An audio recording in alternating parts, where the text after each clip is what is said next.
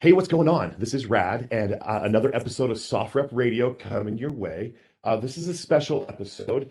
This is airing around Veterans Day, 2022. I don't like to date my episodes because I want them to be forever, but this is a very special guest. I have David Bellavia, who is a recipient of the United States Congressional Medal of Honor in its entirety, as well as some other accolades as well, like Bronze Stars and things that he wears on his chest. David has taken time out of his busy day to join us and discuss the situations that presented themselves to him while he was in the military, in combat. And we're going to talk to him about transitioning after that and, just get to know David and his story. So, welcome to the show, David. Thank you for having me. I appreciate it. Yeah, David. So, like the big elephant in the room is you served in the military, right? That is the big reveal. Veteran. That's right. And if I read what I read so far in your book and understanding, you joined a little later in life, right? You were not a 17-year-old in boot camp. Tell me how old you were. I was 24 when I joined the Army. I was in college at the very end of it, and I was just really. It's one of those decisions. I think we all kind of, whether you make it early or you make it later in life. Uh, there's a lot of advantages to having your life in order before you join the military, and then you have the fact that physically you feel like a dinosaur. And when you're approaching 30 and you're running around with a bunch of 22-year-olds, it is it humbles you because these guys are sweating out vodka in Copenhagen through their pores, and you're out there trying to keep up. But at the same time, it was something I had to do with my life. I really did, and I'm glad I made the decision. But I'm glad that I had life, behind me, so that I could be able to be a surrogate father to young people and have my head on straight. It was the right time to do it. Yeah, as a surrogate father, I can totally see how that mental toughness that you had already built up from being in school, having to stay on task and get your accomplishments done. They probably look to you in boot camp and basic. I bet you even were talked to by your instructors like, "Hey, look, you're older. You're gonna need to be in charge." Right, but that it's also a little bit of a false sense that you're ready to lead on day one. And I think the biggest lesson I learned was that you can't really lead until you know how to follow. You've got to learn how to follow before you can get to a position where you could say, "Look, man, you're gonna learn more from bad leaders than you learn from the great ones." And you can't distinguish a great leader until you've had a couple of shitty leaders. Let's be honest. You got to have a few people that you're just like, "What's going on here? This isn't this isn't the way it should be done." So all of those things kind Sure. of lead, they build up to a data bank of information that you could use when you get tapped to be in charge. Yeah, you finally see who a good platoon leader or squad leader is once you've had a few other ones. You're like, "Oh, this guy actually knows Right, what's right, going on. right. I'll stay Yeah. here." Right. Okay, I'll so be right here. so so that's you're an 11 Bravo. That's a infantryman in the United States Army, and I think they have a nickname called Bang Bang. Is that right? They have a lot of nicknames, but most aren't Yes. PG-13, so we'll keep. Oh yeah, true. I was trying to stick it to that one. So in the infantry, you became airborne, or are you? Is that a thing? No, I was mechanized. So started out light Mechanized. infantry, and then we went mechanized. And mechanized has always had the reputation of being fat and lazy, and the airborne guys are the elite guys, the Rangers, the Green Berets. There's elite infantry, and then Sure. there's but mechanized on the totem pole of credibility was kind of like, you guys are just tankers with blue cords. And then combat kicks in. You realize how important that armor element is and what the mechanized guys can do. And so we found out through the fires of battle. Yeah, Striker 105 millimeter comes in handy probably. You know, 25 millimeter as it, well. It's no joke. oh, 25. Yeah, Yeah. yeah, right, right. That's what it is. And I'd say you spent time in that, right? I did, and I looked at the Bradley like, I'm a dismount. I'm gonna do shoot, move, and communicate outside. I don't need these armored guys at all. Tankers to me were a joke. And then I get into combat, and now I'm like, if I find out you're a tanker, I might pay for your kid's college, let alone buy you beer. I mean, Yeah, what's up? I'm a huge friend of tanks, and I'm a huge friend of Bradley fighting vehicles and Apaches and you name it. Sometimes outside of garrison, you start to realize everyone in this military is needed for you to come home, and you appreciate Right. those jobs, when you're out there hooking and jabbing.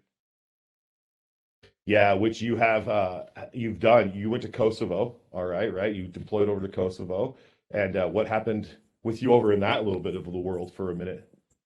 I was deeply disappointed. They called Kosovo a war, and I was like, I didn't get it. I was babysitting, watching dogs mate. Like just kind of the seasons changing. There was nothing going on, but my leaders in my unit, my senior NCOs, my leaders were able to take that 6-month deployment that turned into 9 and really make it about training up for the Iraq War for us. And had we not had all that equipment, all of those munitions, we lived on a range. You know Right, how tough range time is, to right. get time out there. We lived on a range and we could shoot all day, all night. And we were ready for battle on day one because of the leaders of my battalion and company that decided to turn Kosovo into a giant spendex, on a range and get ready for war. Right. So you were all coiled up. You guys were totally ready to go to war because you have been doing live fire training and getting that out of your Everything. system. And then the time comes for you to go over there, right? It's like 2000, it's after 9/11, the towers have hit. We've combated the war on terror, and now you're going into Iraq to fight against, the repression, the regime over there that was awful. All right, I lived through it. I Right. watched it on TV. I probably watched you. I swear it. And thank you. However, your thoughts of your family here, right? Because I read what you had to. Didn't you have to leave your family for a little while, like, and Yeah. make a Yeah. hard choice? Yeah, I mean, from a father's point of view, tell me about that. It was tough. I mean, so my son was born with some medical issues. The Army really didn't know what to do. When you're a baby, you got to get to a certain age before the Army feels comfortable putting you in an Army hospital and whatnot.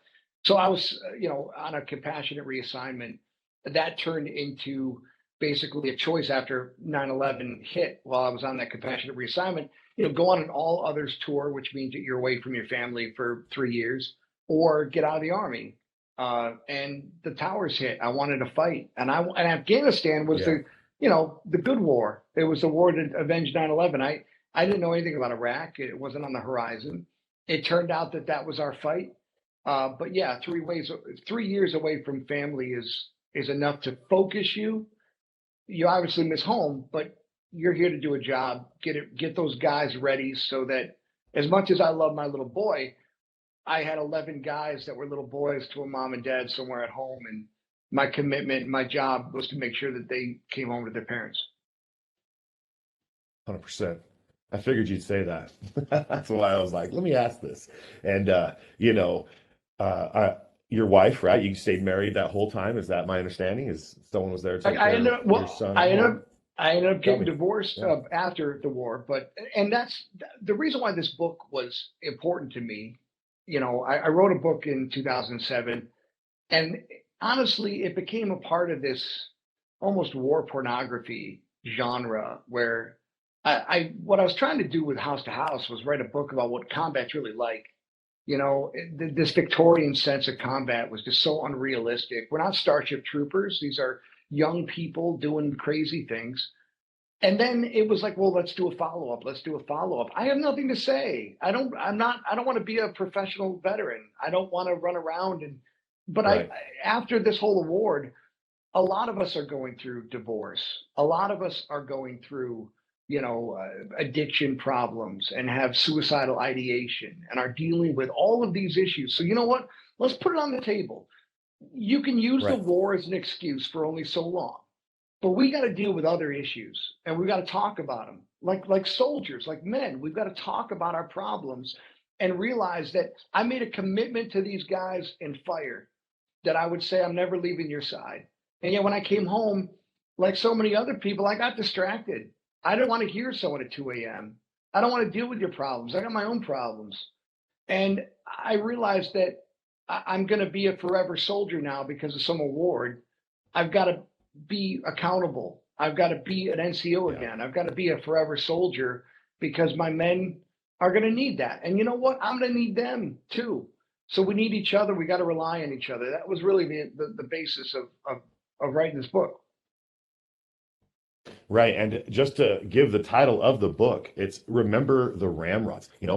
Just to show it up here on the screen for those of you that are going to watch it on the SOFREP.com YouTube channel, Remember the Ramrods, an Army Brotherhood in War and Peace. On the cover is just a whole group of guys wearing mixed match camouflage. I want to point that out. That's how early in the war it was. They're wearing DCU tricolors, which is also referred to as coffee stains. It's the tan uniform. You saw it like in Black Hawk Down. And then they're wearing their, body armor that's woodland camouflage. So you guys are still mixed from, the 80s era of uniforms and, Desert Storm early 90s, that cover. And I think, let me take my glasses off. I think that dude's wearing like ACUs, right? So like you got some ACUs on there maybe? Like, It's a hodgepodge, definitely. It's a hodgepodge for sure. Just to kind of show that up there, if you get a good look at it, that's your Bradley fighting vehicle you're sitting on there, huh? But Yeah, that's a Hummer. No, I think that's a Bradley fighting vehicle. That's one of the mounted sections. It was so crazy about that picture was that we were taking losses. Fallujah happened to us towards the end of the deployment. But we were taking losses and nobody had pictures of the new guys.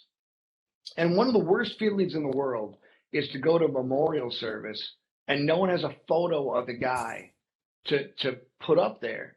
And so when we got ready for Fallujah, you started to see this really intentional process of everyone taking photos of each other so that if something were to happen, we at least had a good photo of each other. Yeah. And it was almost a weird experience. Like I never took a platoon photo ever. We never thought about it. We had things to do. But here we are about to go into Fallujah and everyone's like, hey, let's get one. Let's get a photo. Let's document this because in 2 days we might be standing over more, hurt guys. Just to show some of those photos, I opened up the book right here. It's an awesome book too, by the way. I've been reading it. I'm probably on the second and a half chapter. I just got it today, and I know we just went straight up on it. But I know that this head bowed right here on the back of your book of you just kind of tells me, I don't know. I just feel so emotional when I see you thinking whatever you're thinking right there. What are you thinking in this photo right here with your head down? I was thinking that when I was in my 20s, I could never tell another guy that I loved them. I felt weird about it. And now that I'm old and middle-aged, I wish I would have been able to tell the people.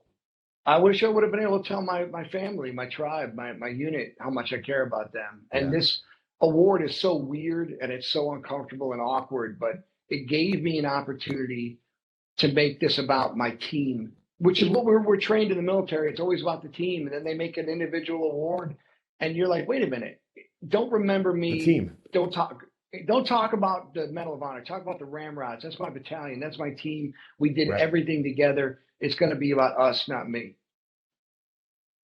Yeah, I mean, in here, some of your heroics are, taking an M249 and just, clearing the path so that you can move your men across the way and get out of that situation of this house that you had to go into. Tell us about this story where this experience that you had to chase the man in white. I mean, there's just so much that you have to deal with. Let's get into it. Tell me. Here we are. Boom. 2004, 2005. Yeah, no. So at the end, after Fallujah, we come out of that, and feel a whole lot of swagger. We lost a lot of important guys. Our company commander, our sergeant major, our XO. No unit has really gone through that type of attrition with officers and senior NCOs since Vietnam.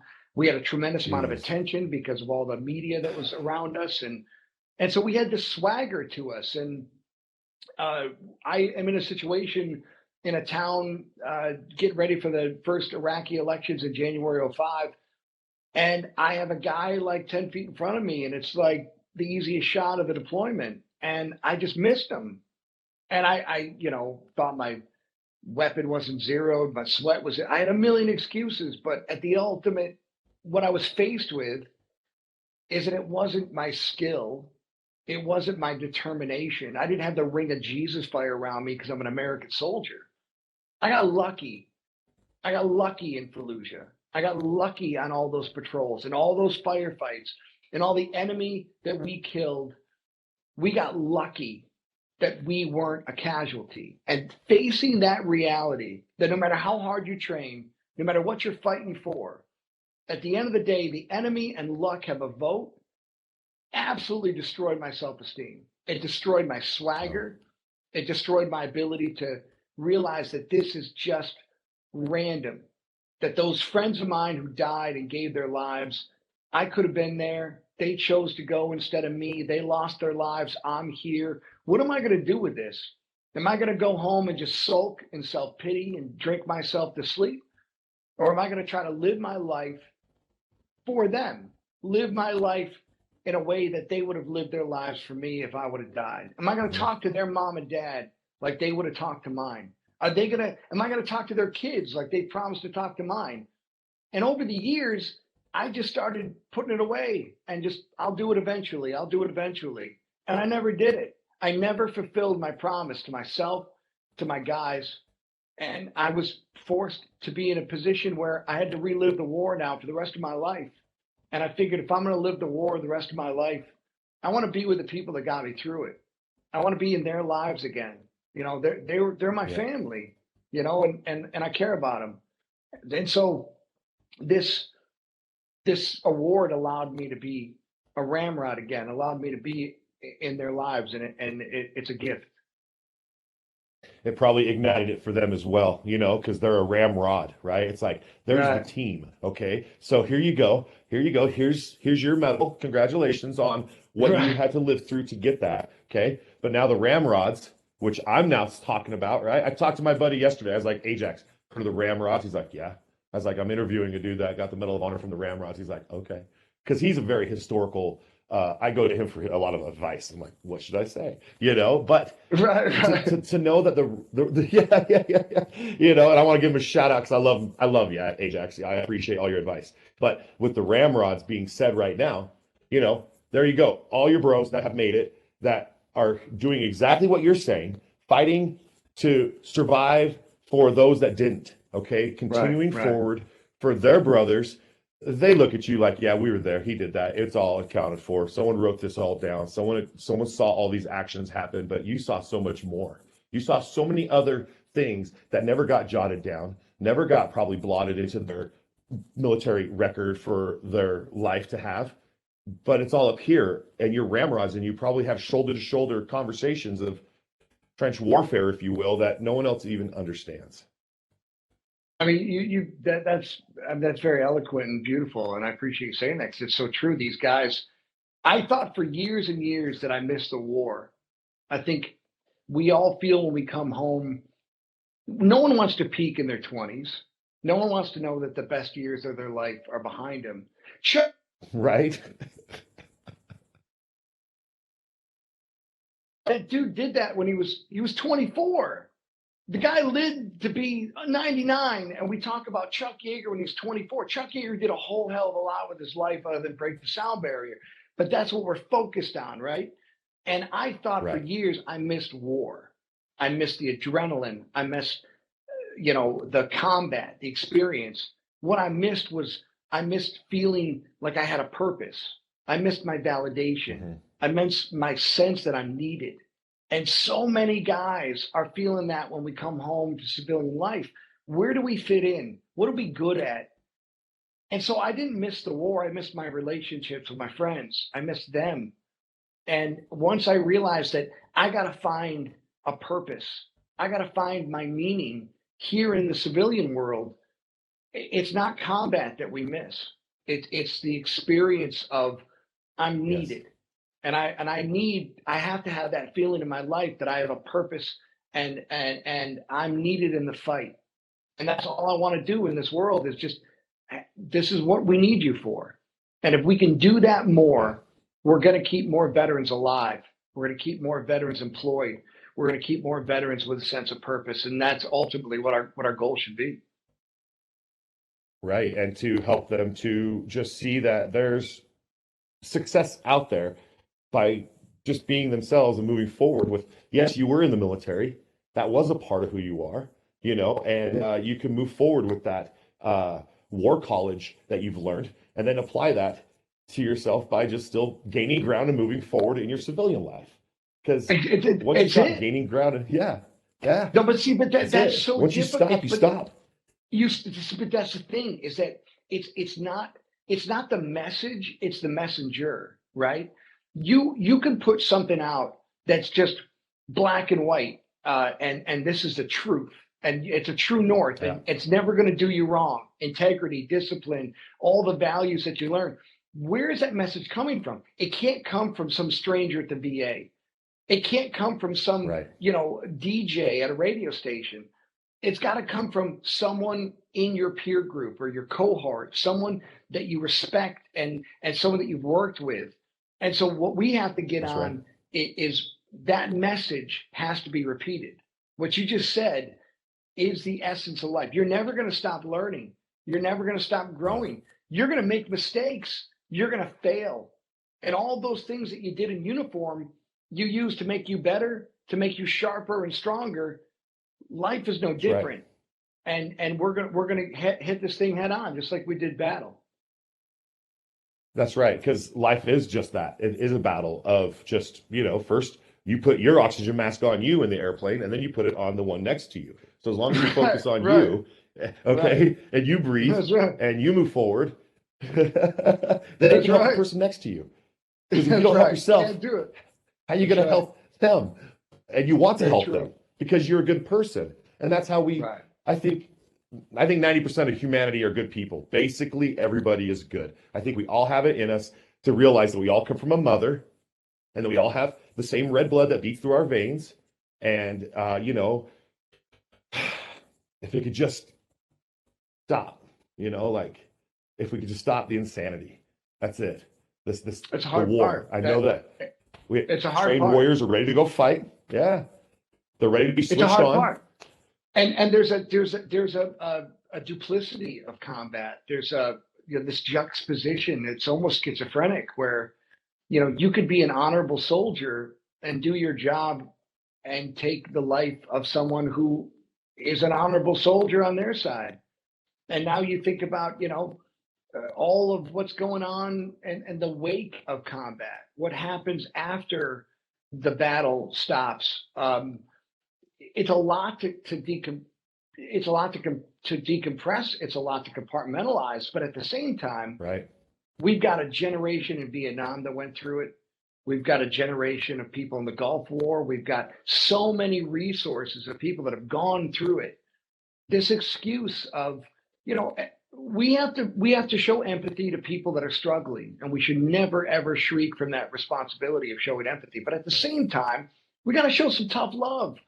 And some people are motivated by a boot up their ass to say, hey, listen, man, I know it sucks. I'm with it too, but we're going to do this. So get off your couch, and you followed me before, follow me again, because I might need to follow you. I might have bad days too. And I need you to be there for me like I'm going to be there for you. But, brush it off and keep charging. Exactly. If you've always wanted to have a little cabin on a river that was like a bed and breakfast for someone to come and stay at, and you're like, I want to get out of this place. And when I get out of the military, I'm going to have this nice little redwood forest tree house for bed and breakfast with no one's going to bother me. What are you doing towards that goal? What are you doing today to help put yourself towards it? Are you saying today I'm going to try to? Right. Exactly. Yeah. Whether it's, these guys that, want to start a coffee company, everyone's like, what the hell are you thinking? No one's going to buy coffee from veterans. No one's going to buy socks from veterans. Who the hell in their right mind? You're just a combat veteran. What are you going to do? We change the world in uniform with flags on our shoulders and rifles in our hands. We're going to change the world when we come home. And look, I served with people that were gay and straight. I served with people that canceled my vote.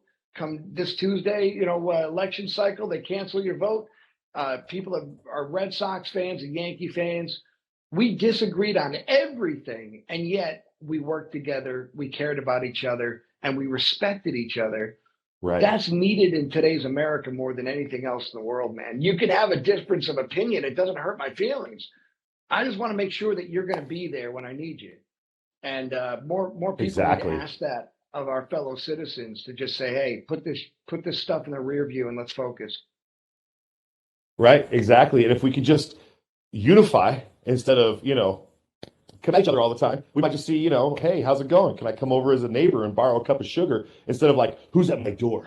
What do you want? It's like, it's your neighbor. I just need a cup of sugar, bro. He's like, let me put down all this arsenals, The days have changed of mom having a bowl of food out or treats. I'm like, those are for someone coming.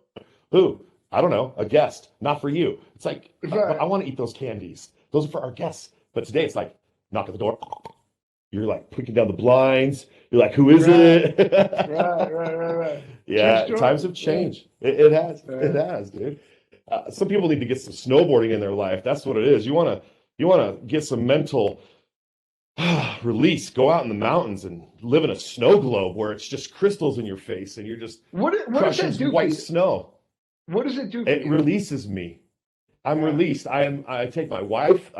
She and I just feel that Tuesdays are our mental Tuesdays where you can't stop us. I'm off work. I'm going. We're hitting the snow and a fresh day with sparkles of snow that just glitter along. And all you're doing is wondering, each one of you are special, like a fingerprint. Every little snowflake. You're like, this is coming from space. It just changes what you're thinking about. I'm not even thinking about the problems. I'm thinking about where does the snow crystals come from?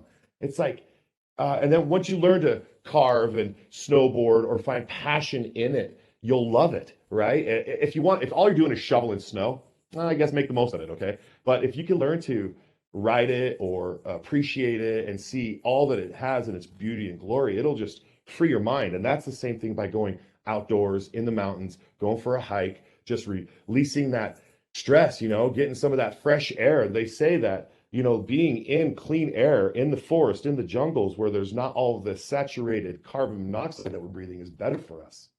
So, if I'm riding a lift with my wife and there's no one around except me, her, and a porcupine climbing a tree, it's good air. And so when you didn't have that before you discovered that, what kind of brought you into that lifestyle? The fact that you need, how did you identify that you needed that? Well, okay, all right. So fair enough. My father was a Green Beret, and growing up, I always wanted to do something with skiing, and I didn't know what. So I earned cross-country skis from my neighbor, who gave them to me for sweeping his cleaning his stuff, and then I got snow boots. And then my dad, he's like, "You're into this, huh?" And I was like, "I am. I really want to be in the snow, Dad. There's something about the snow." I think this girl was in Junior Olympics in the winter sports here, and she was coming into school in like third grade with medals, and like her parents put her in skiing, and I was like, "That's what I want to do. I want to be in the Winter Games or something." So my dad would take me up to the park, and he would sit with his lights on in his car at night, and he would send me around this entire field, and he started training me for a biathlon, which is where you take cross-country skis and a rifle. So I was about 11, 12 years old, started trying to be a biathlon participant, and it's hard. It is really hard. It is so hard. I mean, you're not going downhill. Okay? So it's like constant work. And so I said, the funnest part of cross-country skiing besides shooting is going down the hill, Dad. As soon as I get that hill, I know it's coming up. It's just easy on my legs. So I started to get into downhill skiing, and that eventually led right into snowboarding. And that was 14 years old. I've been doing it for about 30 years now. And it frees me. So I was in the military in the late 90s, 99 to 2000. I got out of the military with an injury, and I had to have a U-turn in my life. Everybody's like, "Oh, the military gives me a direction.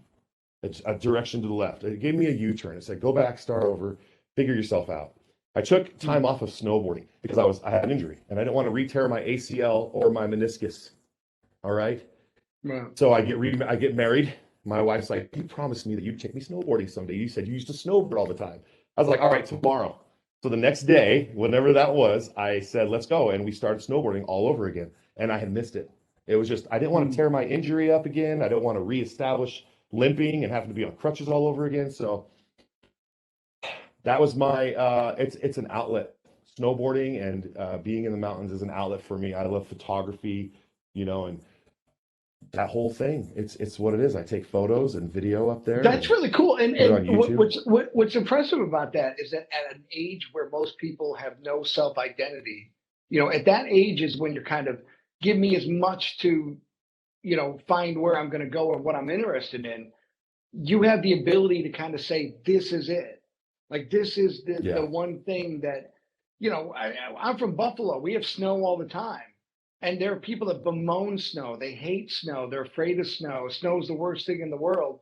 And here you find snow as being a comfort, a release. It's freedom. You know what I mean? Oh It yeah. touched something in you. That's pretty cool.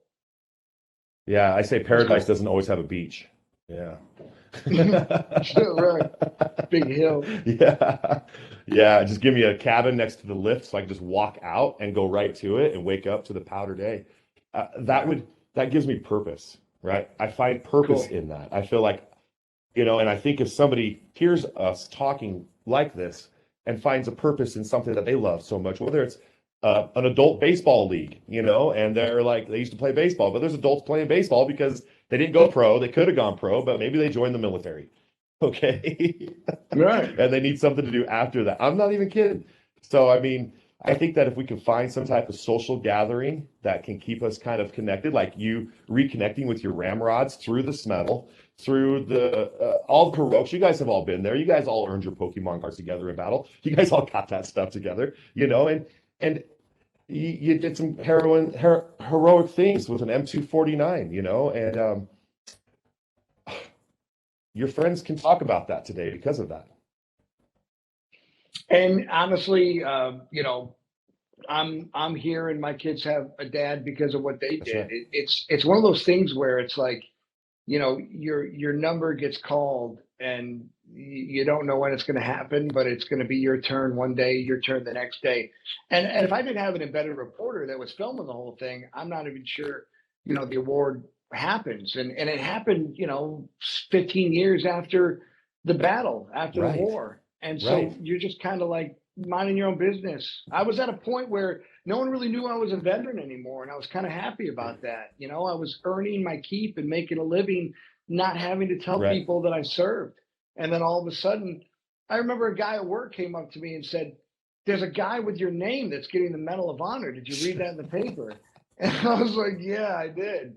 And they're like, it's Yeah. unbelievable. How many people have your name? Exactly, And they had no Bellavia. idea that, yeah, they had no idea that was what I'd done or what I It was served. you. Yeah. And so, but now it's all different. Now it's the first thing they talk about. It's the only thing they talk about. And yet Right. my soldiers, I figured, if we're going to bring attention to one, let's focus on everyone. A lot of guys did incredible things and never got the credit for it. And they're as important, if not more important, because those guys did it every day, and I love them and I care about them and I want them to get their moment as well. So this has been a commitment to my unit because my unit did incredible things together as a team. And I'm proud of that. That's right. That's right. That's really awesome. I mean, what a brotherhood. And some of the things that we do here in Utah is war games. We do a lot of that, and there's a lot of us in our 30s, 40s, 50s, youngers. Some people who can never join because of asthma, and they come out and they play war games on a large scale here. It's a very popular sport, and Right. I work with a lot of that out here, and I just see so many folks like yourself. Okay, medals, no medals, just simply exactly who we are, coming out and just looking for that same shoulder to shoulder type attitude, right? They're like, hey, I'm missing something. They're like, what's this war games you're doing? I'm like, what's where we go out in the desert and I have a tank. I bring a tank out and we have it mechanized and we have a mechanized, we have to have troops with it and the whole nine yards. And Otherwise, it'll get blown up by the other guys. It's just war games, right? We use airsoft guns and we go out and everybody looks just like this right here.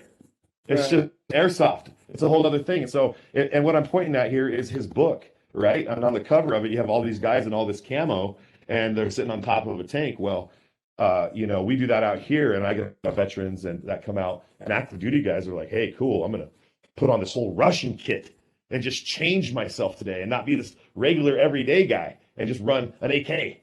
But right. I mean, it's like the baseball team. It's like you're going to go out snowboarding. You're looking for something to bond with, and if you get out and you're looking for something in your area, look up airsoft war games on the internet. I'm just saying, somebody might appreciate you coming out with some military experience and saying, hey, this is how you get up and get down. Right. There you go. That's good stuff. Yeah, that's good stuff. It is. And you've been doing the circuit, huh?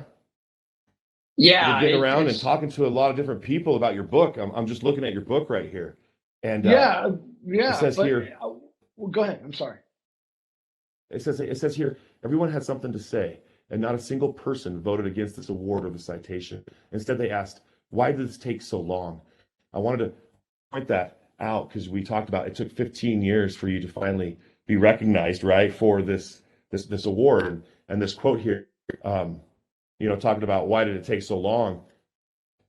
Wasn't that award to you? Who's the president that gave this to you? So that the award was the process was started by President Obama, and the award was presented by President Trump. So it started, during the war, during the the Bush administration, but Obama's administration, Secretary Carter just passed away not too long ago, but Secretary Carter started a whole thing to look at these awards, and that's what the process was. So, David, I want to read a little bit out of your book here, since you brought up, that it took about 15 years for you to get your award. It says, everyone had something to say, and not a single person voted against this award or citation. Instead, they asked, why did this take so long? So I read that out of your book, and now on the back of it, it shows a picture of you, and usually this is accompanied by like a president or somebody awarding you. Who was the president that started the process and awarded you this medal? So President Obama's Secretary of Defense, Ash Carter, who just passed away recently, started a process where the awards were revisited, Silver Stars and up, and all branches of service presented people that they thought maybe deserved another look. President Obama's DOD is what issued the paperwork for this award, and then when it was approved, President Trump was the president of the United States, and he put it on me. So it's really two presidents that had a piece in this.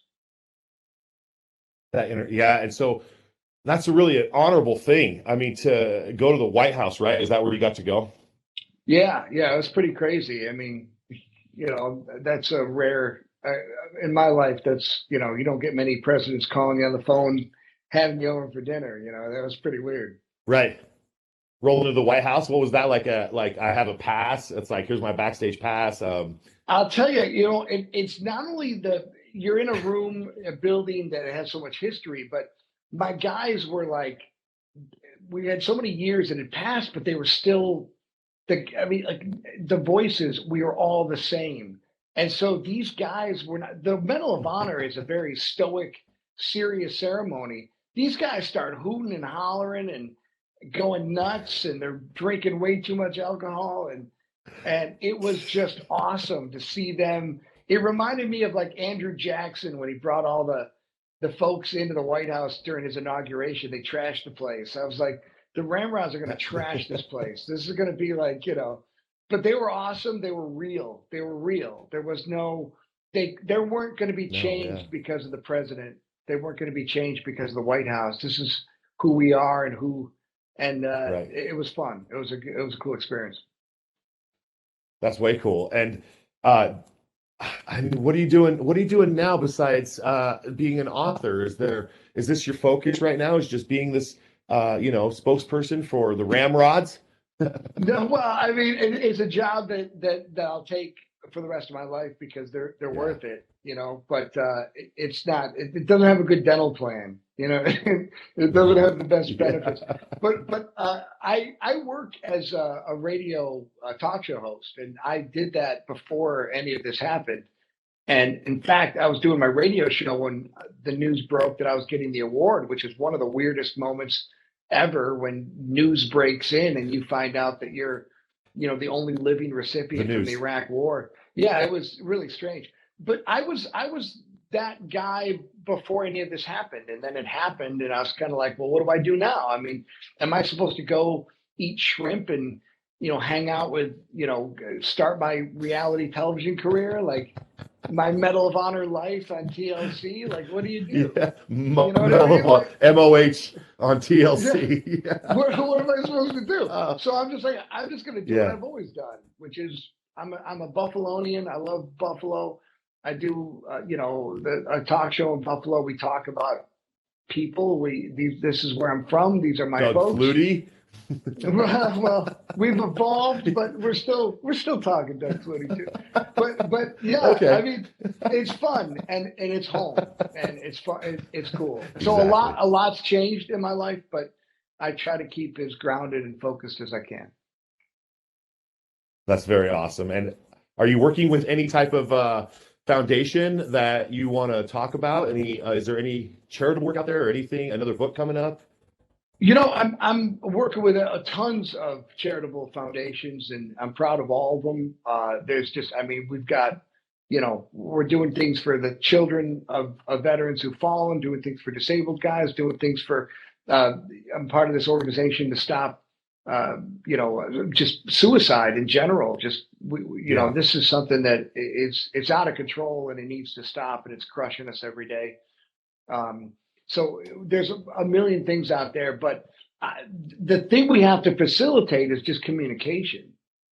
So communication, seriously, that is what we all need to do with each other, our neighbors, our veterans, our own family members. We should all talk to each other and just have a conversation about whatever's on our mind and not bottle it up so that it festers and then becomes rotten inside. We should just talk about it. And I think when you mentioned we should be more vulnerable, we should communicate with one another, you really hit right where it should be. On a holistic world level, we should all just try to understand each other. It's just it. And with that said, David, I just want to say thank you for being a part of SOFREP's Veterans episode today. And remember the Ramrods. I will never forget the Ramrods, personally, from me to you and from all your Ramrods. And David, you have been just a really pleasure and an easy person to talk with. And thanks for being so open with our listeners. And do you have any last minute advice for us?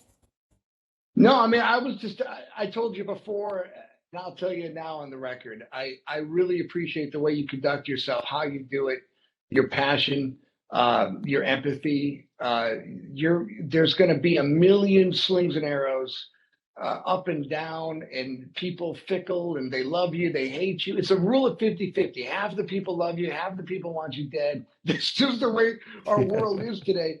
But you just keep charging, and that is the example that we need to have. People talk about veterans. You didn't get the war, right? You got the war. You didn't get the war. Every veteran was willing to do what the Ramrods did. Right. Every single person that stacks and gets ready to go in is prepared to bleed, prepared to sacrifice. I don't care if you've done it or not. I care that you're willing to do it. That tells me everything about who you are. It tells me everything about what I need from you. And that's one big family and one big tribe. So thank you for representing us and doing what you do and the way you do it, man. God bless you. Appreciate you. I'll just give you one of these right here. You know what I'm saying? So I really appreciate you. I give you a big old salute right there. And you were a wonderful guest. We'll have you back on, okay? I'll get you on in a later on episode, and we'll just hash out another conversation. I love it. I love it, man. It means a lot. Thank you so much. Well, thank you, David, and thank you to my listeners of SOFREP Radio and to all of our veterans and all of the veterans worldwide that are fighting for their cause. Go home safely. And with that, I say peace.